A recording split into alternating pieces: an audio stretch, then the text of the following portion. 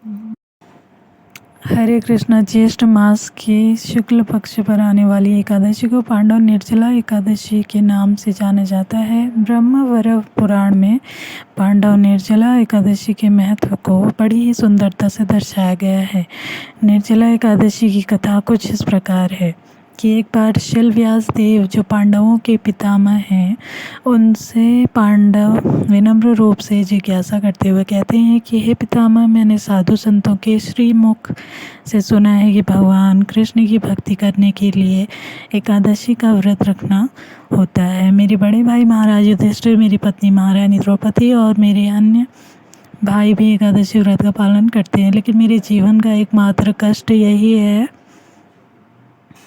कि मैं एकादशी व्रत का पालन नहीं कर पाता, क्योंकि मैं वायुपुत्र भीम हूँ। इसलिए मेरे लिए भूखा रहना असंभव है, और वो भी महीने में 2 बार बिना कुछ खाए या बिना कुछ पानी पिए रह पाना मेरे लिए मुमकिन नहीं है। वो दान जो भगवान के यज्ञ में किया जाता है, करने को तैयार हूँ और मैं करता हूँ।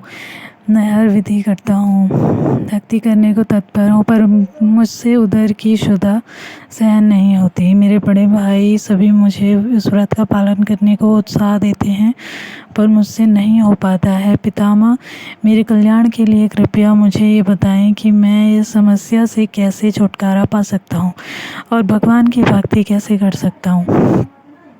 करुणा से भरे वेदव्यास जी ने तो उत्तर देते हुए बताया कि ज्येष्ठ शुक्ल एकादशी का व्रत जो भी निष्ठावान होकर बिना पानी ग्रहण किए पालन करता है, उसे बाकी के 24 एकादशी का फल भी प्राप्त हो जाता है।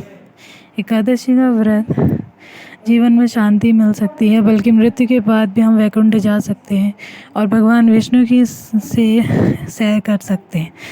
व्यास जी की निर्जल एकादशी का महत्व बताते हुए भी कहते हैं कि कलयुग में जहाँ बुराई चारों ओर फैली हुई होगी, दुख क्लेश धोखा यही सब मनुष्य निरंतर करने लगेंगे और अपने पाप का घड़ा भरते चले जाएंगे। उस समय भी एकमात्र एकादशी का व्रत पालन ही मनुष्यों के पापों को काट सकता है और भगवान की ओर उन्हें अग्रसर कर सकता है।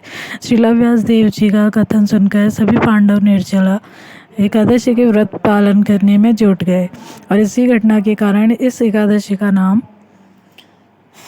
पांडव निर्जला एकादशी भी पड़ गया। इस दिन में वैष्णव और ब्राह्मणों को विनम्र होकर दान दक्षिणा भी देना चाहिए, क्योंकि एकादशी के दिन जो भी हम दान करते हैं उसका लाख गुना पुण्य हमें मिलता है। तो चलिए हम भी शुद्ध वैष्णव द्वारा शास्त्रों में बताए गए एकादशी के व्रत को पूरी ईमानदारी से पालन करें और वैकुंठ जाने की अपनी अपनी तैयारी करें। तो आप सभी को निर्जला एकादशी की हार्दिक शुभकामनाएं।